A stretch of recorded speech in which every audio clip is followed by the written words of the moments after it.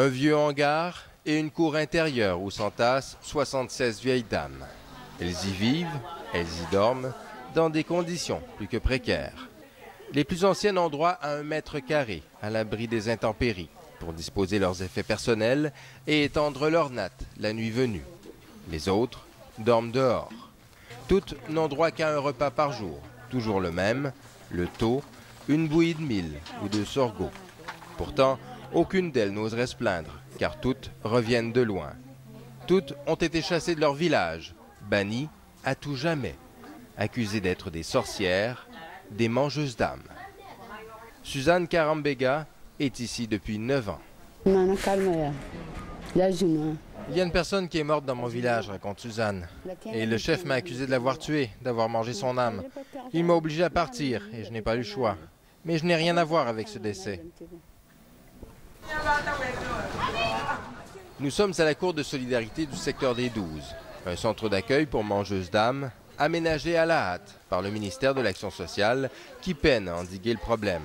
Car si Ouagadougou, la capitale du Burkina Faso, se donne des airs modernes, les croyances animistes restent fortement ancrées dans l'imaginaire populaire. Et en dehors des villes, la superstition est omniprésente. La croyance à la sorcellerie est une croyance comme toute autre qui ne souffre pas de démonstration et qui ne souffre pas de discussion. Ce sont des vérités établies une fois pour toutes. Albert Ouedraogo est professeur à l'université de Ouagadougou, spécialiste des traditions et des rites funéraires chez les Mossi, l'ethnie majoritaire ici. La mort est une chose anormale. Elle ne devient normale que lorsqu'elle touche les personnes qui ont pratiquement bouclé le cycle de leur vie. Seule la mort des vieillards est acceptable, et cela sous certaines conditions. En dehors de ce type de mort, toutes les morts sont a priori suspectes et sont pensées comme étant l'œuvre d'une malveillance. Il y a toute une pratique qui consiste à débusquer le coupable de cette mort suspecte qui est considéré comme étant le sorcier ou la sorcière. Dès qu'un décès survient, un devin est appelé au village, chargé de trouver, grâce à diverses pratiques mystiques, la personne qui a mangé l'âme du défunt. Le coupable désigné est invariablement une vieille femme, et ce n'est pas un hasard. Dans le milieu Mossi, il y a une lutte pour la survie. L'espace est relativement pauvre, les données alimentaires sont faibles et la quantité de bouche à nourrir est plus que la terre ne peut produire. Donc il y a une compétition pour la survie. Et c'est dans ces conditions que les femmes apparaissent a priori comme les cibles privilégiées parce qu'elles ont le tort d'être des étrangères. Une enquête montre que près de 80% des personnes accusées de sorcellerie chez les Mossi sont des vieilles femmes. C'est exactement ce qui est arrivé à Guetoum Zanga, chassée de son village par son demi-frère, accusée d'avoir mangé l'âme de son petit-neveu. Elle a abouti à la cour des 12 peu avant Noël, après des semaines d'errance. Je ne suis pas une mangeuse d'âme, s'exclame Guetoum. Mais mon frère m'a chassé et je n'ai pas eu le choix de partir. C'est sûr que si j'avais été un homme, les choses auraient été différentes.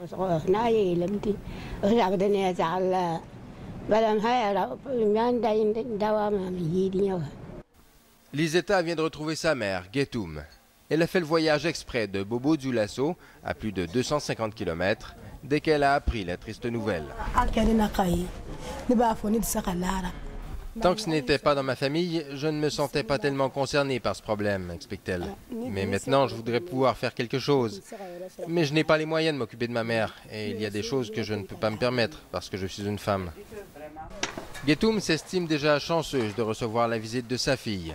Suzanne, elle, n'a pas eu de nouvelles de sa famille depuis 9 ans. Comme ma famille ne vient pas me voir, je le vis comme un rejet, explique-t-elle. S'il voulait de moi, il viendrait me voir de temps en temps. Lorsqu'on vous accuse d'être une sorcière, en fait, on vient de prononcer votre mort sociale. Non seulement vous êtes chassé du village, mais votre propre famille ne peut plus vous accueillir. Désormais, vous n'avez plus de lien social. Et dans la tradition, vous êtes voué à l'errance et à la mort. Traditionnellement, ces vieilles femmes, rejetées de tous, mouraient très rapidement. Aujourd'hui, un certain nombre d'entre elles échouent dans les centres d'accueil en ville, ce qui leur permet de survivre, mais tout juste. Les centres sont surpeuplés et sans ressources. À la Cour des 12, il n'y a qu'une seule toilette et pas d'argent pour acheter des médicaments. Marie-Michel Ouedraogo y travaille depuis le début. Le centre, on ne peut pas dire, ça ne manque pas de problèmes. Marie-Michel a longtemps œuvré auprès de ces vieilles comme bénévole, par vocation. C'est qu'elle a toujours rêvé d'être religieuse, mais a dû y renoncer faute d'éducation. Le ministère de l'Action sociale lui verse maintenant un maigre salaire.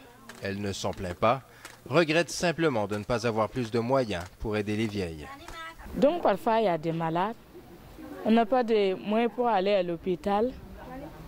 Même si on sait qu'on va amener la personne avec la mobilette, là-bas, qu'est-ce qu'on va faire pour les consultations, pour payer les ordonnances? Donc tout ça, ça pose des problèmes.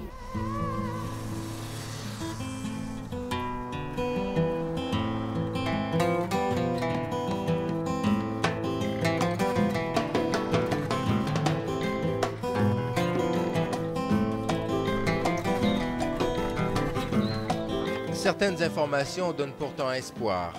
Nous nous rendons à Sabou, petit village qui, nous a-t-on dit, ne chasse plus les mangeuses d'âmes. Le chef du village l'a interdit. Transgressant tous les tabous, il va même jusqu'à accueillir chez lui les femmes expulsées des villages environnants. Il faut être humain. Moi, je suis catholique, alors moi, je les récupère. Ils sont là, je les case, je m'occupe d'eux.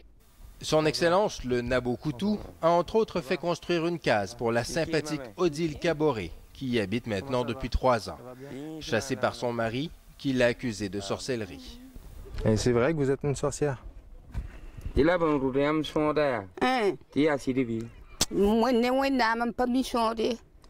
Non, je jure au nom de mes ancêtres que je ne suis pas une sorcière, affirme-t-elle. Mais comme mes enfants sont bien placés, c'est peut-être une histoire de jalousie. Odile est reconnaissante envers le chef de Sabou, qu'elle considère comme un père. Pourtant, elle n'attend plus grand-chose de la vie, sinon la mort, qu'elle espère paisible. Elle ira rejoindre cette autre mangeuse d'âme enterrée ici, sur le terrain du chef. Pourtant, le Nabo Coutou ne se contente pas de recueillir les femmes. Il essaie aussi de faire changer les mentalités et estime que les chefs traditionnels ont un rôle très important à jouer. La sensibilisation commence justement par ces chefs de village. Et nous avons notre conseil des ministres aussi ici. Chaque vendredi, on a le conseil des notables. Et il faut les sensibiliser. S'il estime jouer son rôle, le chef de Sabou se demande ce que peut bien attendre le gouvernement burkinabé pour réagir. Les décisions doivent venir du gouvernement. C'est le gouvernement qui doit prendre une décision pour que ces choses s'en aillent. Le père Frans Balmans commence lui aussi à perdre patience. Père blanc néerlandais, installé au Burkina Faso depuis 1957, il est un des premiers à avoir parlé de ce problème publiquement. Il a créé un centre d'accueil pour mangeuses d'âmes et milite depuis 10 ans pour une loi interdisant le bannissement des prétendues sorcières. Sans succès jusqu'à maintenant. La plupart des gens voient qu'il y a de souffrance, mais ils ne sont pas d'accord pour sauver ces femmes-là. On doit faire de loi de telle sorte que les gens ils auront peur de chercher le coupable de mort. L'action sociale, il parle aussi de réinsérer, mais je ne crois pas. J'ai eu trop de cas que ça ne réussit pas. Une fois que quelqu'un est mangeuse d'âme, ça veut dire que c'est une meurtrière. On se méfie. Pour toujours. Pour l'instant, ce que l'on peut faire, c'est déjà d'arrêter le processus qui permet d'accuser.